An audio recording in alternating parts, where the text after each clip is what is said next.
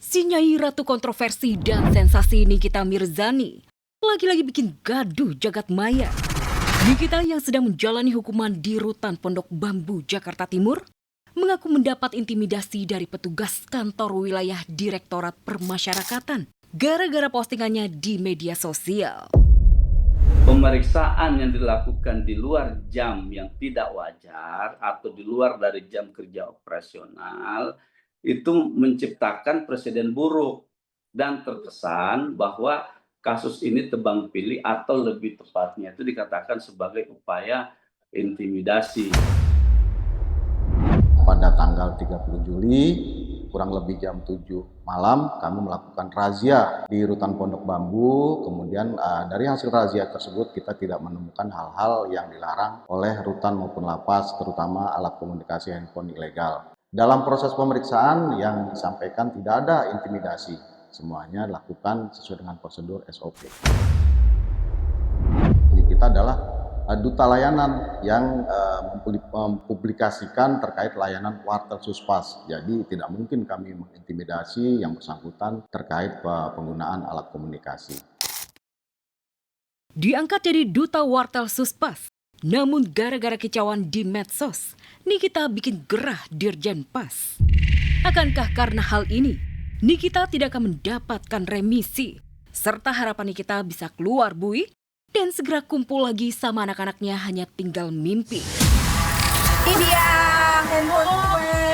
Namanya Wartel Sus. Dikirain. Yang ini adalah handphone aku selama di Rutan Pondok Bambu, guys. Pasti satu pertolongan Allah, dua bisa jadi doa dari jamaah.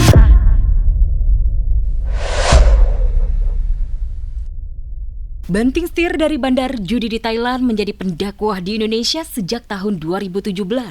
Ustadz muda Dennis Lim kini sangat digandrungi kaum milenial. 9 tahun jadi pendakwah, Ko Dennis Lim sudah bisa membangun rumah megah nan mewah di daerah Cimahpar, Bogor Utara. Rumah yang dinamai The Prophet House atau Rumah Nabi tidak hanya untuk istri dan anak-anaknya, namun juga untuk mengadakan kajian syiar Islam. Seperti apakah penampakan The Prophet House luas 1.500 meter persegi milik Dennis Lim Yunda Faisya? Berikut liputan eksklusif tim Celeb On News. Selamat datang di The Prophet House. Kenapa dikasih namanya seperti itu? Karena memang anak-anak dikasih namanya dengan namanya para nabi. Dan akhirnya memang kalau bangun ini dititipin oleh Allah, ujian dari Allahnya untuk sebagai tempat tinggal anak-anak dan juga ibunya. Sebagaimana ini ujian, tinggal kita gunain agar supaya jadi nikmat. Apa itu nikmat? Apapun yang bikin kita tambah dekat sama Allah. The Prophet House Dennis Lim dan Yunda Faisya ini terdiri dari 2 lantai dengan konsep Jepang. Gaya desain interior fungsional khas Skandinavia dan kesederhanaan tradisional Jepang. Kita konsep rumah ini memang dari awal tuh kayak ramah pemuda, keluarga muda, supaya mereka ngerasa daripada ke kafe mending kita ke kajian yuk gitu.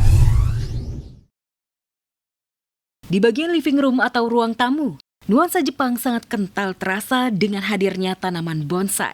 Living roomnya ini masih benar-benar dilapangin karena setiap hari Selasa masih dipakai buat kajian. Kita di sini, ya, Ko Dennis di sini, sofanya jadi ngadep kolam biar seger gitu ya. Terus jamaahnya ngumpul di sini karena tetap konsepnya kan Japandi ya, Japandi modern. Jadi kalau Japan tuh kan memang ada pohon bonsai-bonsainya. Pengen kesan Japannya itu kuat karena kita suka ya ke Jepang.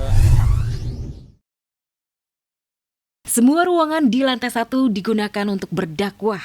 Ko Dennis Lim bersama istri dan anak masih punya ruang pribadi di lantai 2. Terdiri dari kamar anak dan kamar pribadi Ko Dennis Lim bersama istri.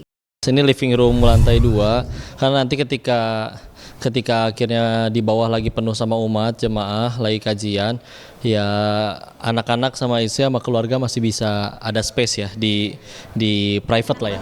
Dari kamar anak tuh emang view-nya enak banget ya, semoga mereka betah di rumah, menjadikan rumahnya Baiti Janati, dan mereka itu melihat rumah itu bukan hanya sekedar tempat tinggal tapi juga tempat untuk pulang. Dan seperti inilah penampakan kamar pribadi Ko Dennis Lim dan Yunda Faisya. Oke, ini area tempat tidur ya.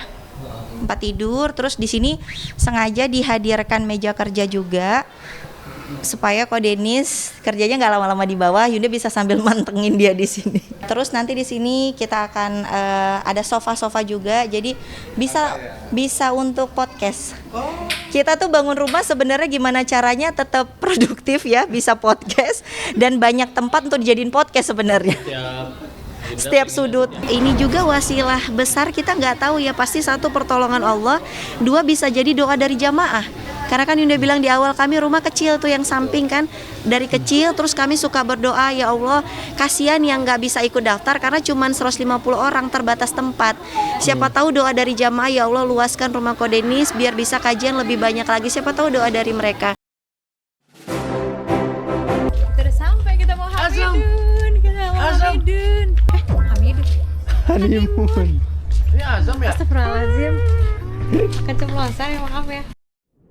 Sepekan lebih resmi menikah, Natalie dan suami barunya Aripat tancap gas punya momongan. Demi mewujudkan impian adik baru untuk Azam, Natalie dan Aripat langsung terbang bulan madu ke Pulau Giri Trawangan, Lombok, Nusa Tenggara Barat.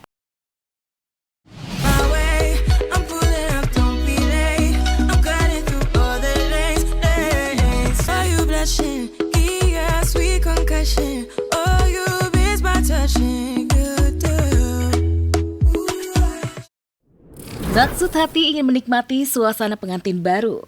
Natalie dan Aripat malah direcokin sang buah hati. Azam mendadak cemburu setiap kali papa sambungnya mendekati dan bermesraan dengan bundanya. Halal bro. Azam. Azam bawain tas papa. Azam bawain tas. Ngambek. Iya. Nanti jatuh tasnya yang benar coba. Ya sini Mama gendong Azam. Kalau Azam bukan bunda yang digendong ya. Kamu sementara tidur di suster dulu boleh? Ya, bunda mau apa namanya, mau meeting sebentar sama papa, boleh nggak? Ngambek. Ogah misi bulan madunya gagal gara-gara aksi cemburu Azam. Natalie sudah sedemikian rupa berusaha keras membujuk sang buah hati. Tapi lagi-lagi honeymoon berdua buyar. Sudah desain kamar sedemikian romantis, tiba-tiba Azam muncul di tengah-tengah mereka berdua. Kita honeymoon berdua sayang. Ah, ya udah ayo. Lihat tuh gambar udah kayak gini. Sayang, sini tidur. Sini kita sayang. Senang banget akhirnya kita bisa bikin itu ya sayang. Apaan sih sayang? Apa ini?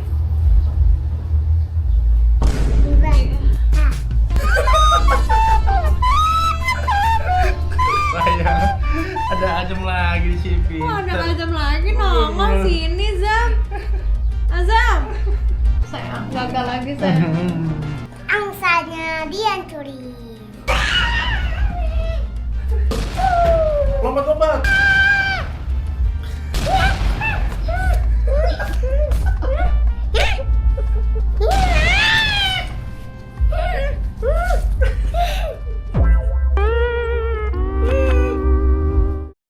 Tak mau moodnya rusak gara-gara honeymoonnya diganggu Azam, Natalie dan Aripat berusaha obati kecewa dengan kuliner. Wah, jauh-jauh ke Lombok kok kulineran lumpia? Jangan-jangan Bunda Natalie lagi ngidam ya pemirsa.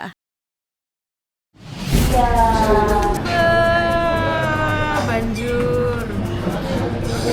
Ini best banget sih. Nggak tahu deh ini bumbunya apaan, enak banget loh. Kemarin kita ke airport sampai taruh plastik, dibenek-benek, dipotong-potong gitu tau gak lo?